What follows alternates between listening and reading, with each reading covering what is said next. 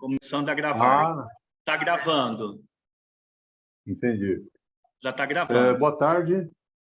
24º Ler do Vizinho. Hoje é o segundo aniversário. Então, a meu ver, caberia algumas reflexões do porquê, né? Ricardo. Oi. Cristina, obrigado, a nossa anfitriã Eu vou mestre. sair, eu vou jantar. Vocês não desliguem quando estiver acabando a reunião, porque se vocês desligarem, vocês vão perder a gravação. Eu tenho que recuperar e depois mandar para você, tá? Combinado. Até já. Um abração, viu? Bom descanso. Obrigado, Cristina. Até já. Ela está na França, ela é a anfitriã mor. Ela delegou ao Fernando Paraboli, que está em São José do Rio Preto. O cotidiano me faz sentir eterno.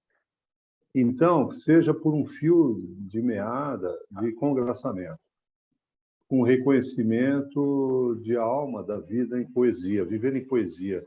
O Marcelo Ariel, que fez o prefácio do Marcel Vaz, que preconiza isso. Marcelo é ótimo, né? E eu sinto merecimento à vida em linhas traçadas aqui, oralizadas. Então, justificando, ou alguma coisa do tipo, o meu dizer em repetição a cada Ler o Vizinho, né, que foi compilado e ficou assim. Ler o Vizinho traz o gostinho daquele dizer intimista. Por cima do muro de sua casa. Aqui, devidamente advertido? Sim. Mas até o final da live de misteriosa autoria para o leitor partícipe. Aproxima-se do cotidiano na fala universal, veiculada pela saborosa resenha que aproxima a gente, leitor do escritor. Esse intimismo vem velado pelo segredo, já revelado pelo livro publicado, assim implicitamente consentido. O autor estaria falante como leitor? Sim, ou física e secretamente ausente. Essa roda de conversa é habitada pela crítica, positiva e negativa, no exercício de um direito inalienável desde aquele que escreva. A proposta é que você enxergue, leitor, na orelha vermelha de um dos falantes, o metafórico mal dizer. Quiçá o leitor se reconheça vizinho e até protagonista de tal trama, né? O acervo dos escritores santistas vem no primeiro domingo de cada mês, a convite da Pinacoteca Benedito Calixto, apresentar uma visão da literatura que nutra ou seja nutrida pela cultura caiçara. Viva! Então, boa tarde aos presentes. Eu tenho aqui a Cris Ritt ao lado. Nós temos também o Fernando Paraboli, que está no aplicativo Zoom. E eu pediria para o anfitrião, então, que é o Fernando, compartilhar o áudio da leitura do texto de hoje. Se chama Promessa. Hoje, última quarta-feira do mês de janeiro, para que a gente se veja reproduzido no primeiro domingo do mês de fevereiro pela Pinacoteca. Boa tarde, então. Fernando, você está por aí?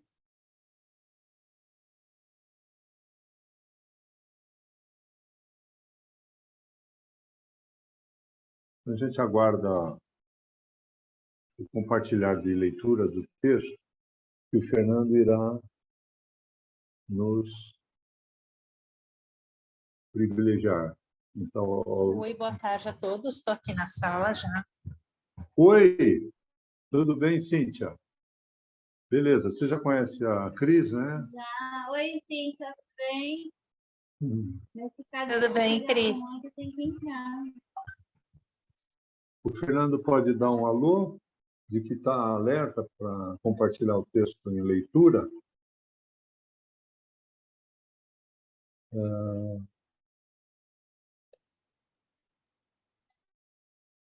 Enquanto ele não faz isso, a gente poderia ler, não é? Você falar sobre o texto, não? Fazer a leitura. Não, falar sobre o texto. Antes da leitura do texto? A gente está aguardando, né? Uma maneira de fazer uma introdução, uma apresentação. Tá. O Fernando está compartilhando, acho que a tela do texto. Salvo engano. Olha aí. Parece que vai começar. Está sem som, Fernando.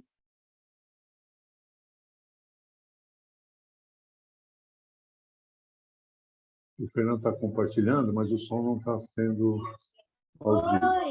audível aqui.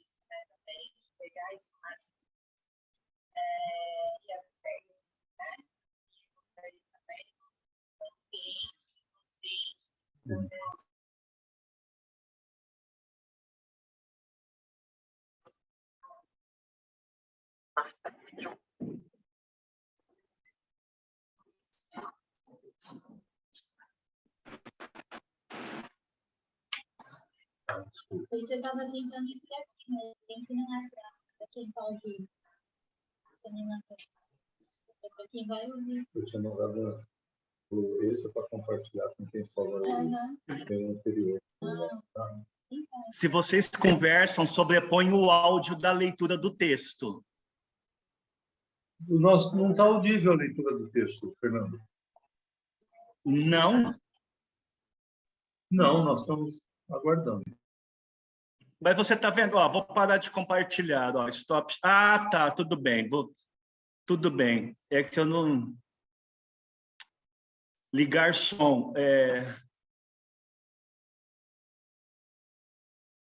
Ok. Estão vendo?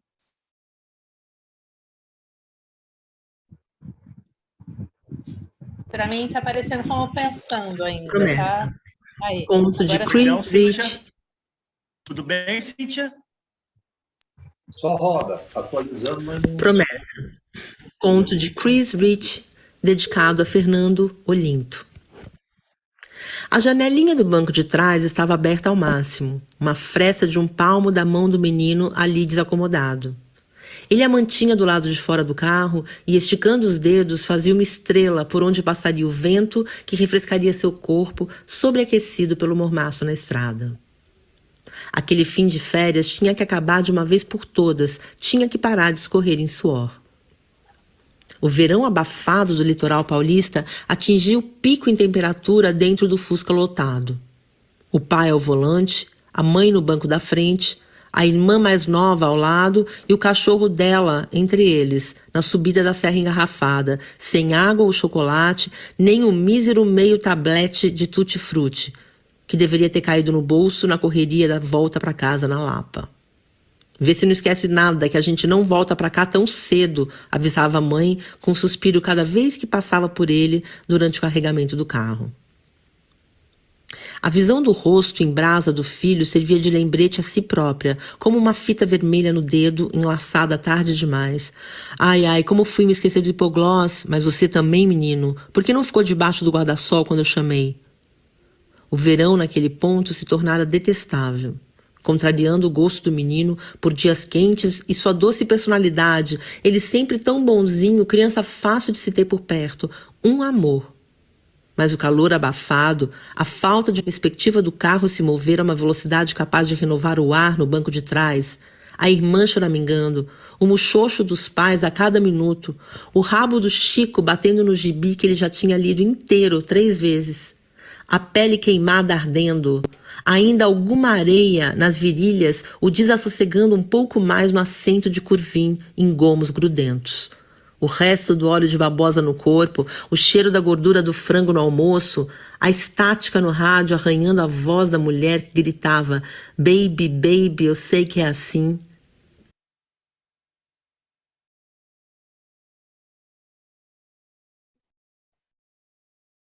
Travou, vai, funciona?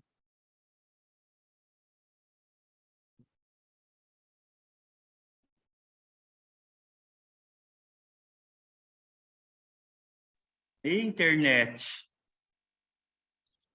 Bom, enquanto o Fernando dá pratos a isso, a Valéria, como não chegou, já se passam 8 minutos, talvez ela não entre.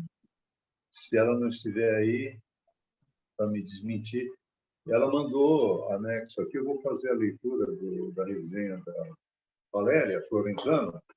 Comecei a ler a história com a sensação de familiaridade, pois ela se iniciou contando a volta da família de uma viagem a uma praia do litoral paulista.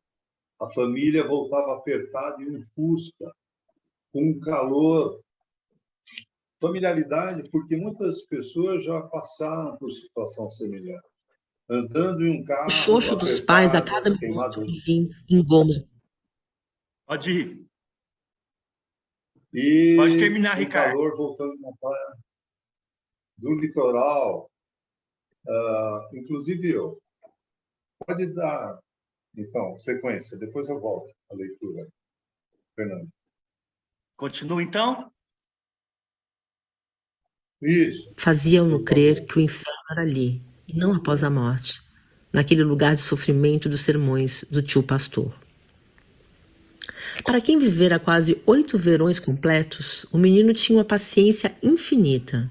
8 anos vividos ininterruptamente na grande cidade, mais um tantinho na praia, naquelas férias planejadas com meses de antecedência, depois que a mãe dera ao pai um ultimato, ou férias em outro lugar, ou o divórcio. Não aguento mais ficar trancada em casa com as crianças. Fosse lá o que fosse, um ultimato ou o divórcio, o pai preferiu as férias em outro lugar, e a primeira viagem em família de que ele se lembrava decolou no Fusca azul emprestado pelo tio rock'n'roll. A bagagem para os 30 dias no litoral foi amarrada em um rack improvisado na caporta. E era tanta coisa que o Fusca virou uma caricatura. Iam ficar em uma casa com piscina e campinho, cedida pelo sogro do tio, dono do Fusca. Um velho bem de vida, tão fã de Elvis, que dera à sua única filha o nome de Elvissa, a tia Vis. Os dias de férias seguiram uma rotina de aproveitamento máximo da oportunidade única na confluência da boa vontade dos parentes e do patrão da fábrica. Acordavam cedo para ir à praia, levando sanduíches de mortadela ou um frango assado e, na térmica, a laranjada para durar até o sol se pôr. Depois do banho, o jantar de pizza na mão, ou espetinho, ou um finger food de peixe, e ia com a irmã dar de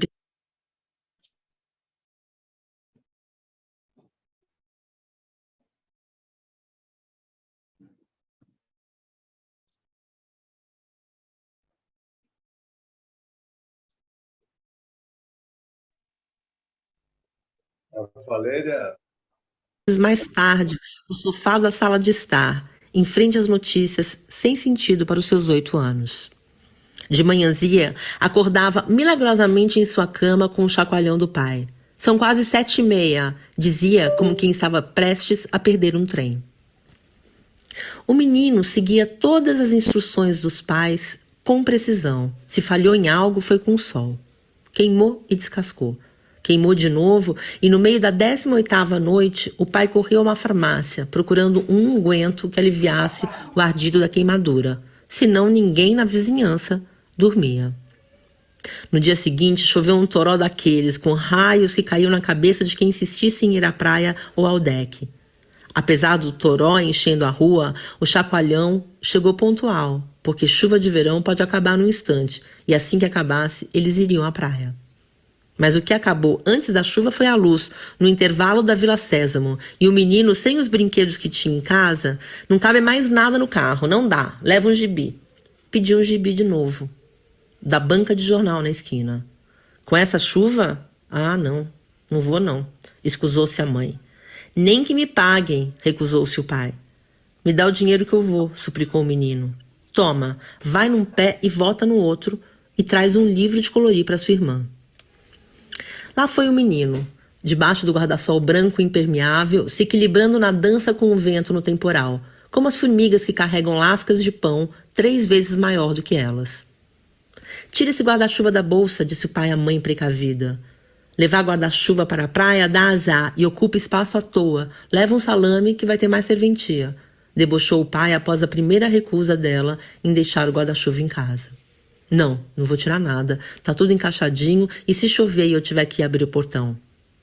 Dali para frente, pai e mãe ficaram se repetindo sobre a ocupação dos espaços durante o vai e vem dos preparativos. O menino, incumbido de distrair a irmã, reparou como ela, 3 anos mais nova, ocupava na cadeira de fórmica da cozinha o mesmo espaço que ele. O que não ocupa lugar? Pensou, sentindo os chicletes, um de hortelã, um de tutti-frutti, que apertava no centro dos punhos cerrados enquanto a irmã batia na mão dele, exigindo saber.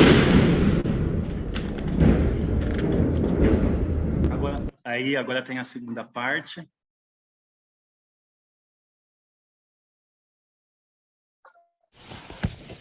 Lá foi o menino, debaixo do guarda-sol branco impermeável, se equilibrando na dança com o vento no temporal, como as formigas que carregavam lascas de pão 3 vezes maior do que elas. Tire esse guarda-chuva da bolsa, disse o pai à mãe precavida. Levar guarda-chuva para a praia dá azar e ocupa espaço à toa. Leva um salame que vai ter mais serventia, debochou o pai após a primeira recusa dela em deixar o guarda-chuva em casa. Não, não vou tirar. Tá tudo encaixadinho. E se chover e eu tiver que abrir o portão? Hein? Dali para frente, pai e mãe ficaram se repetindo sobre a ocupação dos espaços durante o vai e vem dos preparativos. O menino, incumbido de distrair a irmã, reparou como ela, 3 anos mais nova, ocupava na cadeira de fórmica da cozinha o mesmo espaço que ele. O que não ocupa lugar? Pensou, sentindo os chicletes, um de hortelã, um de tutti-frutti, que apertava no centro dos punhos cerrados enquanto a irmã batia na mão dele, exigindo saber se tinha acertado o sabor para ganhar seu prêmio. Errou de novo. Tenta outra vez. Na banca tinha gibi, mas nada para colorir. O menino então comprou 2 gibis, um dos Tio Patinhas, outro da Turma da Mônica, que ele leria para a irmã se ela parasse quieta 1 minuto. Agora tinha que resolver outro problema. O guarda-sol era grande e pesado e ele só conseguia segurá-lo com as 2 mãos.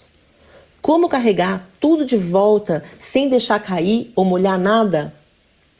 Ficou olhando a calçada de pedra rebater com violência os volumosos pingos de chuva enquanto, no meio-fio, uma correnteza fantástica arrastava pau, pé de chinelo, peixe morto, folha de palmeira, maço de cigarro, papel de bala e coisas cujo nome ele não sabia. O menino desembrulhou o chiclete de tutti-frutti que tinha no bolso, mordeu uma metade e a outra guardou para mais tarde.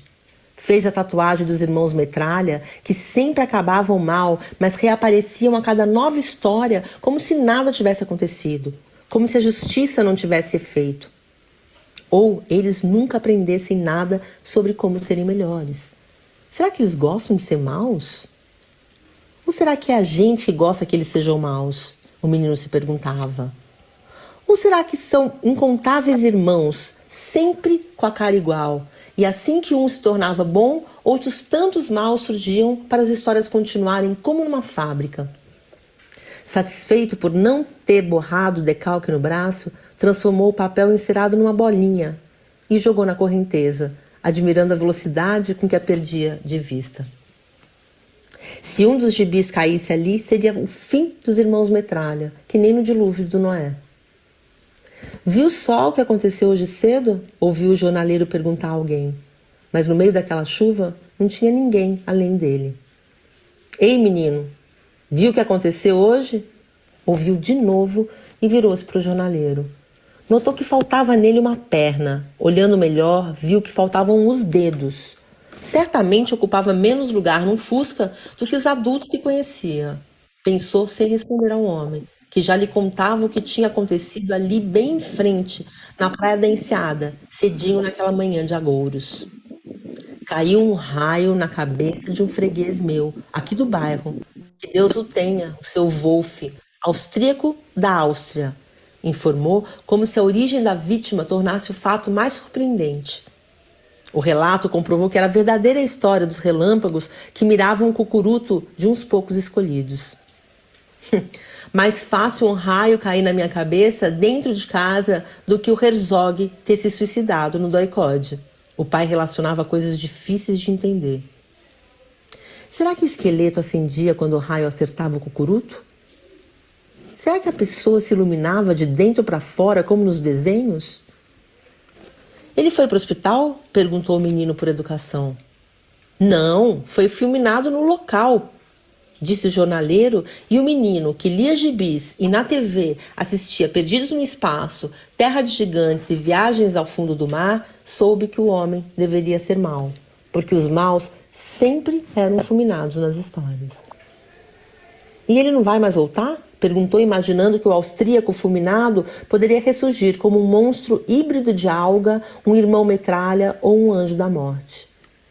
O jornaleiro gargalhou e o menino viu que na boca dele faltavam muitos dentes. Mas uma coisa menor dentro de uma maior não fazia diferença na ocupação do espaço. Talvez fizesse no peso. Não, não volta. Ele morreu instantaneamente. O raio parou o coração dele, esclareceu o jornaleiro, e todas as histórias de heróis alcançaram uma nova dimensão com aquele sentido do que é ser fulminado instantaneamente. Ser fulminado significava ser morto. Ei, não precisa ficar assustado. Aqui dentro estamos seguros. Não pode ficar na praia ou em descampado ou perto de árvore. O jornaleiro tentou acalmá-lo, supondo que sua cara de assombro fosse por medo de que um raio acertasse. Você pode voltar para casa sossegado. Toma aqui uns chicletes e usa a minha sacola para levar os gibis. Depois você me devolve a sacola se der, disse o jornaleiro com seu sorriso espaçado. O menino aceitou a sacola e saiu com a pressa do pai de todo dia, quase perder um trem imaginário. Entrou em casa, pingando mais do que o devido, e ficou esperando a bronca por ter ensopado o chão. Mas a bronca não veio. A casa e todos nela haviam sido tomados pelo espírito das longas chuvas. A mãe cantarolava na cozinha enquanto fazia um bolo de chocolate, o preferido dele. O pai ressonava no sofá e a irmã o admirou por ter saído sozinho naquele tempo escuro com trovoadas. Você é corajoso, disse ela com solenidade pela primeira vez e para sempre. Abre a mão e fecha os olhos. Ele mandou e ela obedeceu docemente pela primeira vez. Então ele colocou 3 chicletes na pequena palma, estendida em confiança e expectativa. De volta à cama, naquela manhã escura, deitaram-se lado a lado e ele leu em voz alta o gibi da Turma da Mônica. Exceto quando chegaram de viagem e caíram na piscina morna de tardezinha, aquele dia de chuva foi o melhor das férias. Sufocando dentro do Fusca, o menino tentava anular os efeitos da Câmara da Morte, relembrando o frescor da manhã do Toró, o presente do jornaleiro, o sabor do bolo de chocolate, o sono na volta para a cama, sem a pressa de trens perdidos, o aconchego ao lado da irmã, um leve alívio na pele da trégua do sol. Mas o presente insistia com força brutal contra o prazer volátil da lembrança. Será que eu vou esquecer o que eu quero lembrar e lembrar só o que eu quero esquecer? A hipótese terrível aumentou seu desconforto e lágrimas ferventes pingaram bem na página do jogo dos 7 erros. Xixi urgente, ele gritou, sem elaborar o pedido como de costume, sem outro receio além de ser descoberto chorando por nada depois de dias tão incríveis na praia. Mais essa agora, disse o pai, saindo do carro e puxando o encosto do banco para o menino sair. Vai rápido, que o trânsito pode começar a andar a qualquer momento. O menino se ejetou do Fusca, respirou fundo o ar úmido da terra, se distanciando do carro pelo acostamento e, ao chegar no limite mínimo da privacidade, abriu o zíper dos shorts. O desfrute dos prazeres básicos, como a respiração e a descontenção, longamente suprimidos, prenunciaram em seu corpo os prazeres a serem descobertos dentro de poucos anos. A visão da mata exuberante, intensificada pelo canto das cigarras, o envolveu em uma sensação desconhecida que eletrizou sua pele e ele se deixou engolir pelo presente, tão pequeno e vulnerável, espalhando seu gozo em forma de mijo pelo asfalto. Num bocejo forçado, abriu o maxilar ao extremo, como a avó lhe ensinara para destapar os ouvidos na serra. E a sua boca se encheu do gosto dos verdes intensos e o som dos insetos que zuniam mais alto que os motores prestes a fundir na subida da Serra do Mar.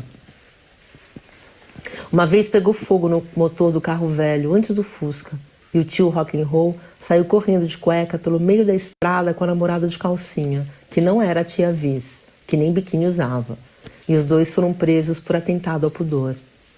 Teria sido engraçado se as pessoas não estivessem desaparecendo ou aparecendo mortas como animais em celas, ouviu o pai dizer depois de ir à delegacia pagar a fiança do irmão e da namorada. O trânsito já se movia e o pai parou o carro mais adiante no acostamento. O menino se espreguiçou, alheio ao movimento da estrada, esquecido de que o esperavam. Então o acorde de Born to be Wild, na buzina customizada tio Rock'n'Roll, avisou o fim da paciência do pai, que tinha pressa de chegar em casa antes do anoitecer. Anda, que de noite a água do chuveiro não esquenta, disse irritado porque detestava banho frio.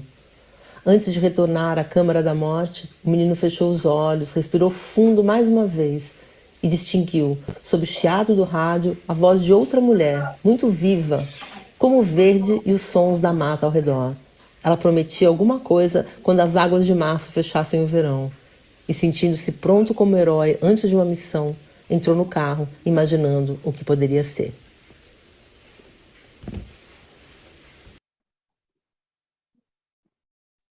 Então, Simone Azzé nos brindou com essa leitura. É um fato inédito, uma leitura de um texto por alguém tão privilegiado, né, na sua interpretação. Então, eu sou grato a Simone Azzé. O que a gente talvez ainda consiga evoluir é no diálogo, porque, em verdade, o que a gente faz aqui é um monólogo compartilhado, né? Não chega a ser um diálogo. Talvez a gente conseguisse isso em forma de perguntas, né? A Valéria, ela estava clicando nos links, não os o inicial do Zoom, no Zoom. Então, ela não entra para a sala, né? Então, eu estou dizendo aqui, é o link primeiro, falei para ela. Por isso que eu estava lendo a parte dela, né? Por conta dela. Bom, eu faria, quem sabe ela entra, né? Então, vou fazer a leitura da minha resenha. Gozado, o Scrooge foi o personagem que deu forma ao Tio Patinhas, né? Então, foi citado a revista do Tio Patinhas aí. E eu, na minha resenha, também citei o Scrooge, que é da obra Conto de Natal, Charles Dickens, que a gente acabou de sair do Natal, né? E Beira-Mar também, acabamos de entrar no verão, né? Foi outra resenha que a gente fez, né?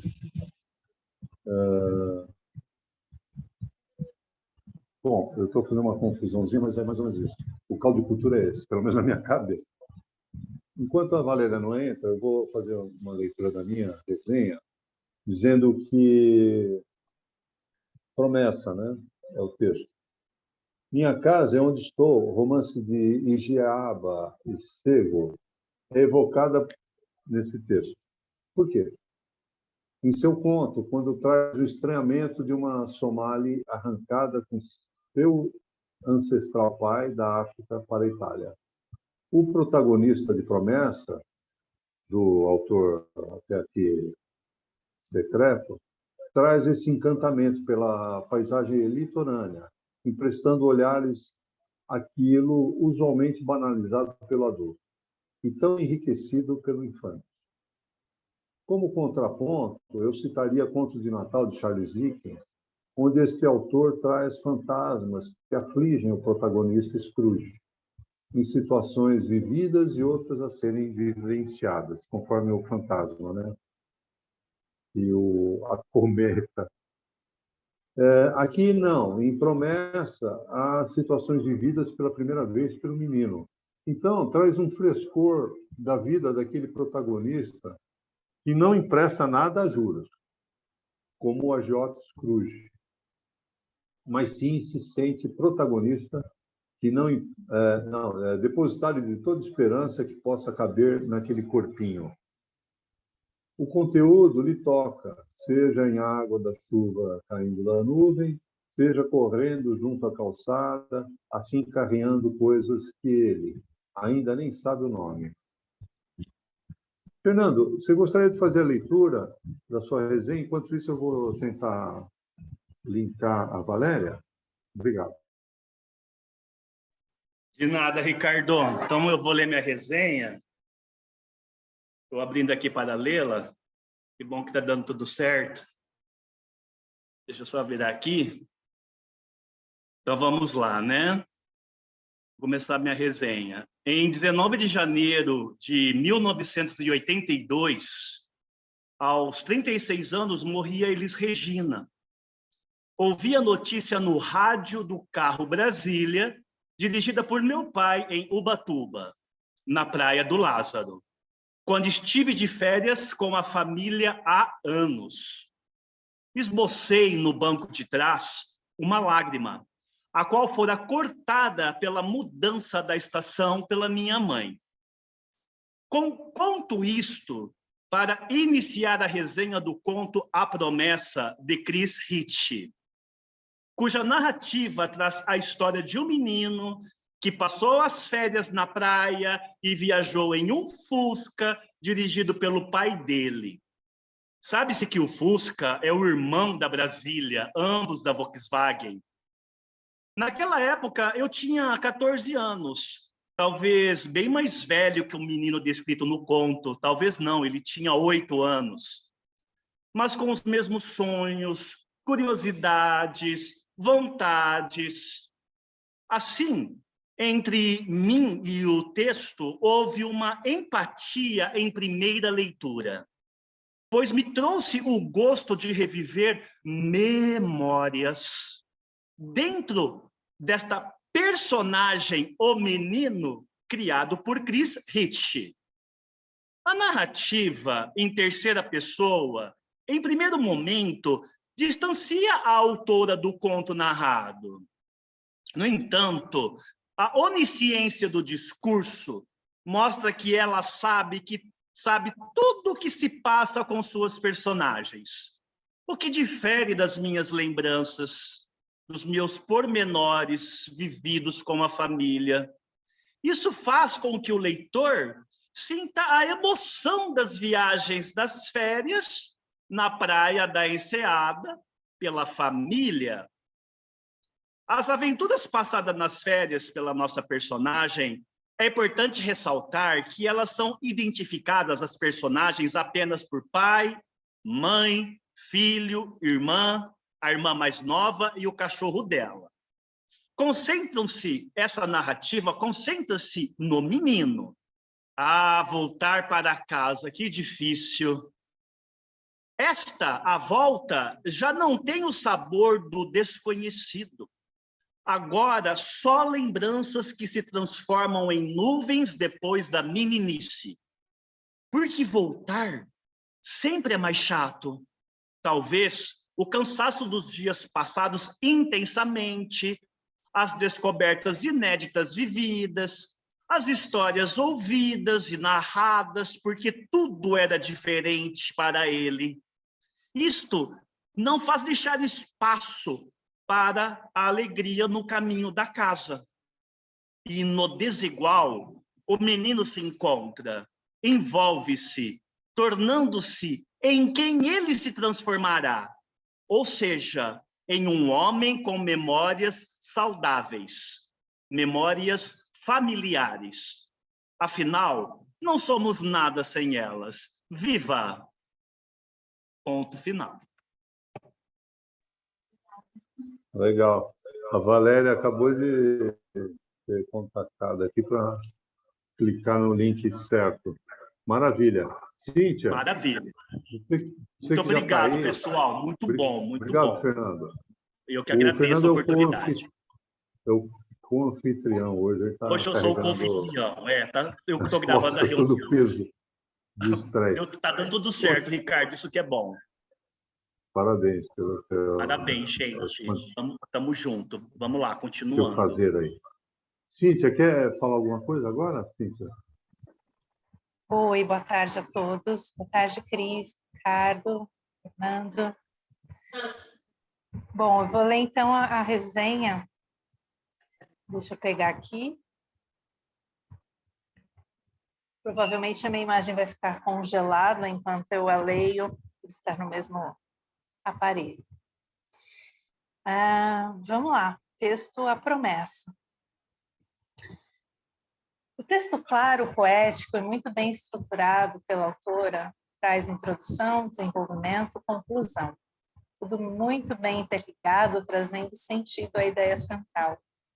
O próprio título é a promessa de o convite a uma agradável leitura e o contato com lembranças da infância, vivenciadas num tempo em que a estrutura familiar e os valores eram modelados dentro dos padrões ditados pela Igreja Católica da época. As referências trazidas na narrativa demarcam a linha do tempo em que se passa a história. Uma gostosa viagem no tempo. Também através das palavras escolhidas para compor o texto, como cocoruto, entre outras. Tempo em que havia uma cumplicidade entre parentes e a confiança de partilhar bens e histórias. Lembrei-me do chiclete ping-pong e também do Plock, que custavam a ser amaciados pelos pequenos dentes em formação, mas com um delicioso sabor de infância. E o que dizer das tatuagens que permaneciam na pele até descascar por completo? Lembrei-me das viagens também à praia Barra do Saí. Viagem esta feita por estradas de chão, praia, cachorros correndo atrás do Fusca, carregados de coisas, e que a cada solavanco desmoronavam em nossas cabeças, as crianças, no banco de trás, sem cinto de segurança, sem cadeirinha especial, sem retrovisores laterais, mas repletos de inocência, amor e alegria. Desfrutar a natureza em sua mais intensa ingenuidade e simplicidade era o que tínhamos de melhor, mesmo nos dias de chuva, acompanhados de nuvens de mosquitos. As citações musicais trazidas pela autora embalam a narrativa num ritmo conexo de agradáveis memórias afetivas que complementam o sentido da poética textual. Embora abordem diferentes cenários, a linguagem utilizada pela autora remeteu-me ao estilo de Mia Couto, caracterizado pela presença de neologismos, valorização da linguagem coloquial, além de alegorias e forte lirismo. Também apresenta traços do realismo mágico ou fantástico. No mundo em que se apresenta Em Terra Sonâmbula, de Mia Couto, escritor moçambicano, a memória dos mais velhos não é significativa e, portanto, é preciso que os mais novos expliquem aos mais velhos esse conhecimento. É a criança que vai contar a história para o homem mais velho. A leitura, instrumento dominado pelos mais jovens, é assim a ferramenta para a inversão de papéis, como percebo em Promessa, onde uma nova estrada surge para reviver a memória e romper o sonambulismo. E aí vou fazer um adendo agora. Esse foi a resenha que eu fiz por escrito, e ouvindo, como sempre, né, a gente, cada momento é único e cada leitura é singular, é diferente, né? E hoje, ouvindo o áudio da leitura, me veio muito no sentido de que a autora traz muito a questão da época da ditadura, né? E como esse menino ele se sentia livre, né? Ali ele faz a comparação do carro como uma câmara de gás, um lugar onde fica sufocado. E, enfim, a própria história musical, né? A música, ela também traz essa linha do tempo. Então, como é importante isso, né? Como os textos, eles trazem a história, mesmo que que de uma forma poética, né, embutida ali. Então, eu percebo que ela fala muita coisa da época da ditadura, e como ainda assim era possível esta criança ter esperança, né, e respirar esse verde, essa esperança de que tempos melhores viriam, de liberdade. E hoje, sim, estamos aí num Estado democrático, graças a Deus. Então, é isso. Parabéns. O Fernando já entregou aqui, então parabéns, Cris Ritt, pelo belíssimo texto. E obrigada mais uma vez pelo convite de estar participando aqui de mais um Ler o Vizinho. O Fernando tinha evocado a figura do Conto de Natal do Charles Dickens pelo conto dele, que foi em dezembro, né?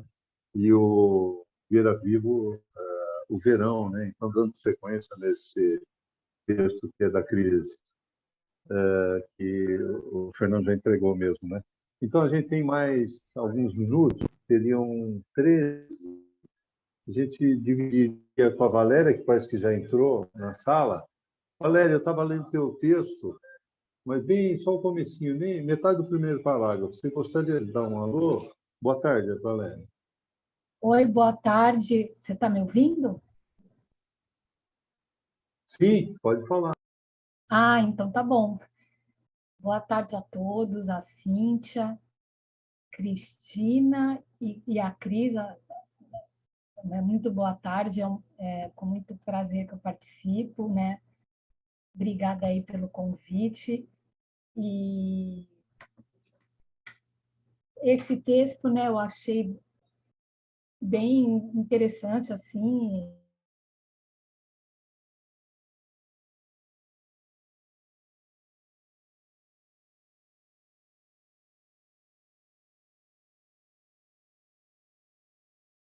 Está congelado, Valéria. Cris, você gostaria de fazer sua resenha? Valéria, sempre que você vem aqui dá certo. Ao contrário, não. Um abraço.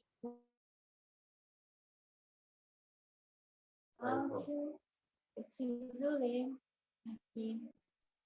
Fernando, se pudesse pôr mosaico, todos nós apareceríamos. Então, logo descongelasse a imagem da Valéria, a gente se daria conta. Oi. Deixa eu ver. Tem como ler no celular? Sim, mas eu preciso do texto, não sei de cor. Posso ler no celular, então? Senão eu leio aqui mesmo, mas não tem como. Então, pode ler. Tá. Vou pegar aqui minha resenha. Peraí.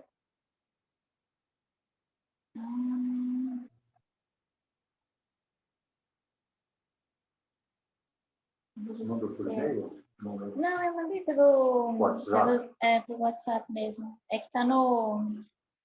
Eu tenho que procurar aqui. Se for tiver mais fácil aí. Bom, eu posso começar a falar? Eu vou falar... Eu primeiro gostaria de agradecer o convite e também agradecer a leitura da Simone Azé, minha amiga de São Paulo, que foi quem fez essa provocação.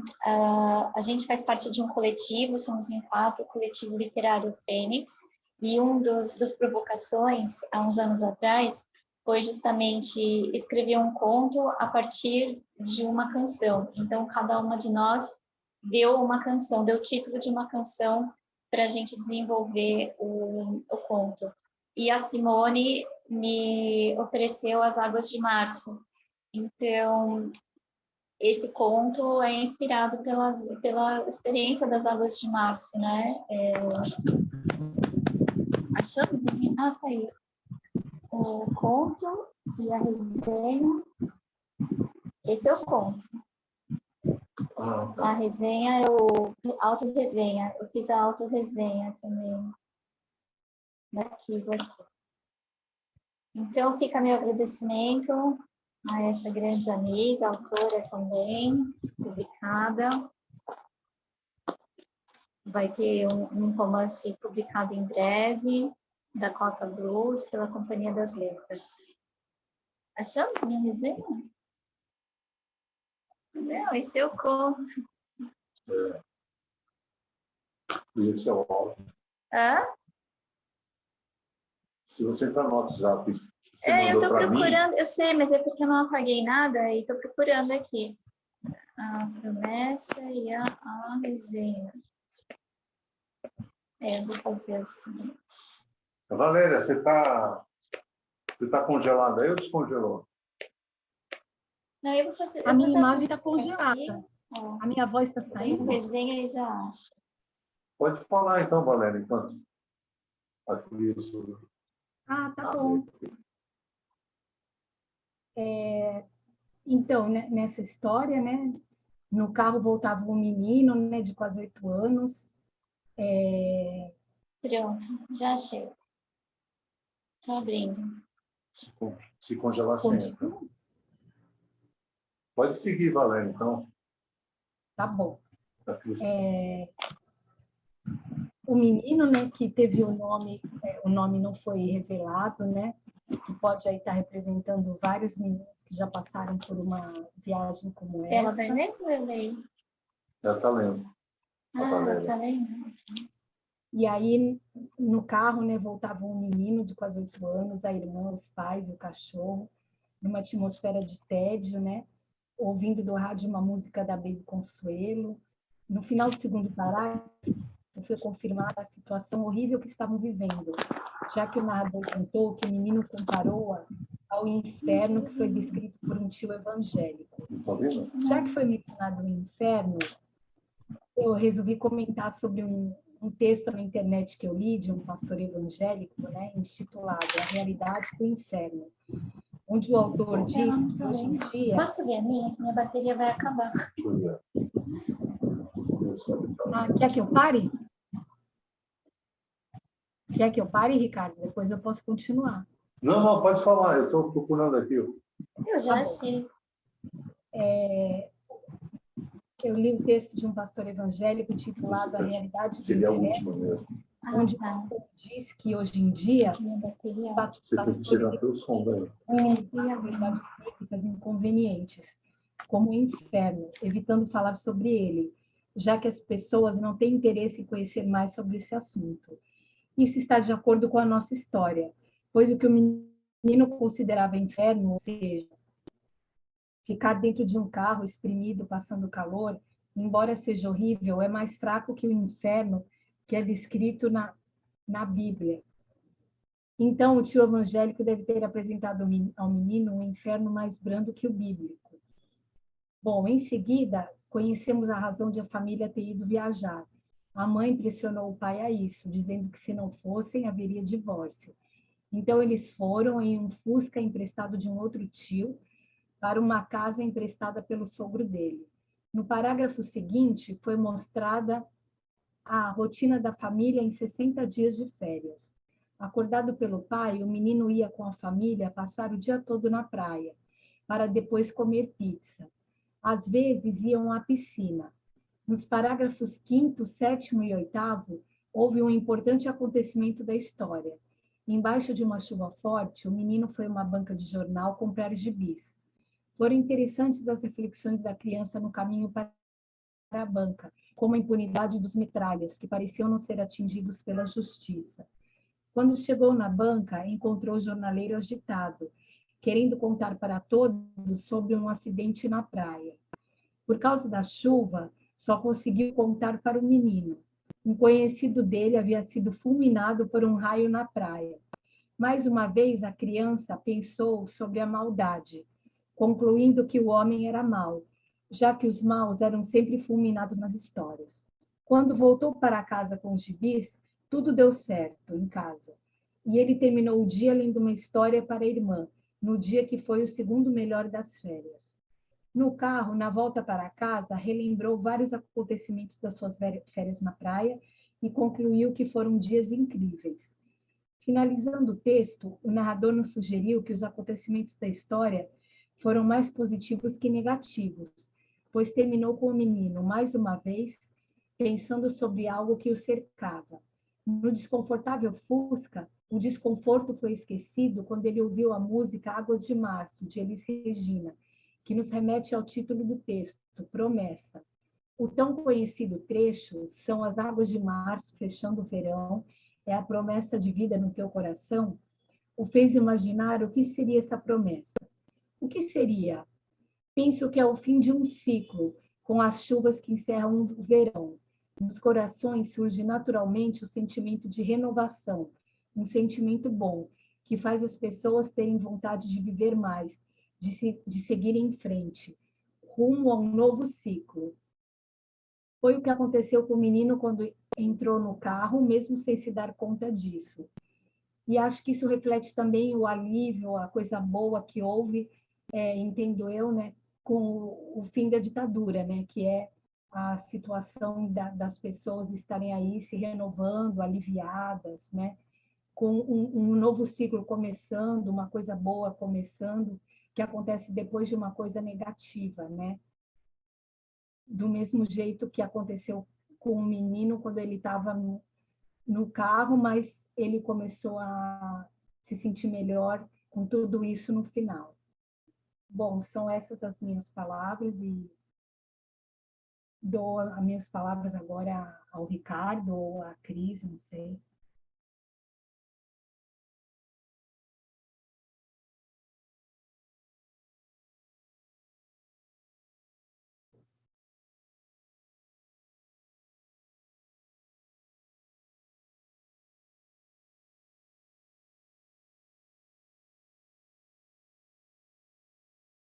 A Valéria já terminou? Eu fui buscar um carregador aqui.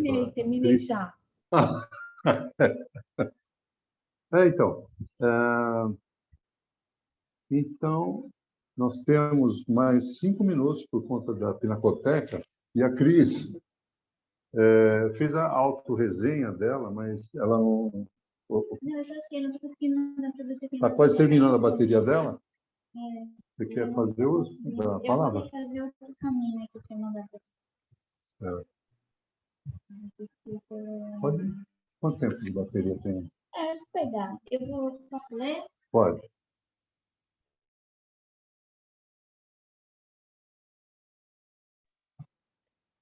Então, aqui vai minha autorresenha. Um exercício bem difícil, eu achei, mas vamos lá.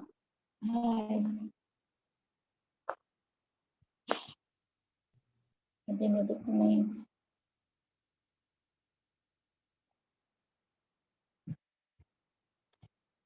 Na superfície, o conto promessa delineia os preparativos, as expectativas e o decorrer das férias na praia de uma família de classe operária no final dos anos 1970.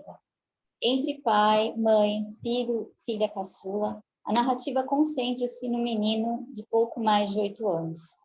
Ainda nessa camada, a sensorialidade do conto explora as sensações de um verão no litoral paulista ao gosto dos elementos socioculturais da época, como o interior do carro, o som do rádio e os sabores artificiais dos chicletes. Tudo isso imerso na exuberância da Mata Atlântica, na Serra do Mar, a alta temperatura na praia, a forte umidade e as tempestades com raios conforme podemos experimentá-las. A natureza é a chave de conexão para o presente. Aliás, os 5 sentidos são uma estratégia para nos transportar a esse tempo e, a partir das sensações do menino, nos conectam ao personagem antes de conhecermos suas impressões e questionamentos. Introspectivo, sensível e paciente, alheio às preocupações dos adultos e, ao mesmo tempo, atento à maneira como eles as manifestam, o pensamento do menino transita entre a realidade da infância, que lhe é compreensível, e a de um mundo permeado por incógnitas, algumas delas espalhadas pelo texto numa espécie de desafio para o leitor. Teremos, diante dos fatos históricos citados, a inocência do menino de 1979, ou teremos a leitura de um adulto contemporâneo, bem informado sobre o que foi a ditadura e o Holocausto. O conto explora as perguntas que antecedem possíveis futuras investigações, e ao acompanharmos os passos do menino, somos levados a reexaminar a lógica da vida adulta em qualquer década. Durante toda a narrativa, sentimos a constante tensão do limiar entre a dúvida e a descoberta, o medo e o acolhimento, o desconforto e o prazer que explode no final do conto na urgência do corpo em crescimento, como um caminho, a difícil subida dentro de um tempo e espaço opressor, para que a afirmação da identidade e, portanto, para a liberdade. Essa é a minha autorresenha. Legal. Bom, parece gincana da escola, né? É uma correria para falar, o carregador, enfia. Eu agradeço a presença de todos. Foi assim, por conta do tempo. Senão a Pinacoteca tem maus lençóis, do Fábio Luiz Salgado. Agradeço a toda a Pinacoteca, a nova diretoria que tomou posse, e a todos os partícipes, o Fernando Paraboli, a Valéria Provenzano, a Cris Witt, a Cíntia Panca, e a Cristina, que é nossa Patrícia brasileira, que está lá na França, se inscreveu o Zoom dela, e então foi assim que aconteceu hoje. Coisa transcontinental. Posso agradecer também? Interoceânica.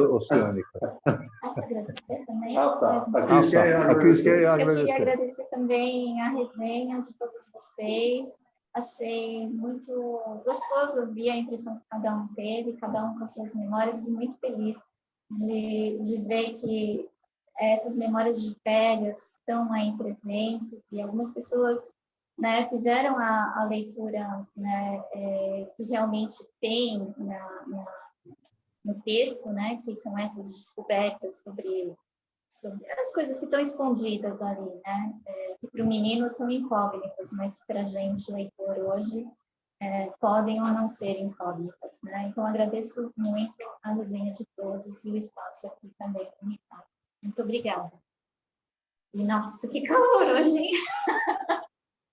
Pô, espero que a Cristina Obrigada a vocês.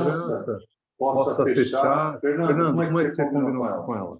Olha, eu gravei, Cris, muito obrigado, Valéria, Cíntia, Cristina. Está gravado. Cris, o que você quer fazer agora? Que eu pare a gravação?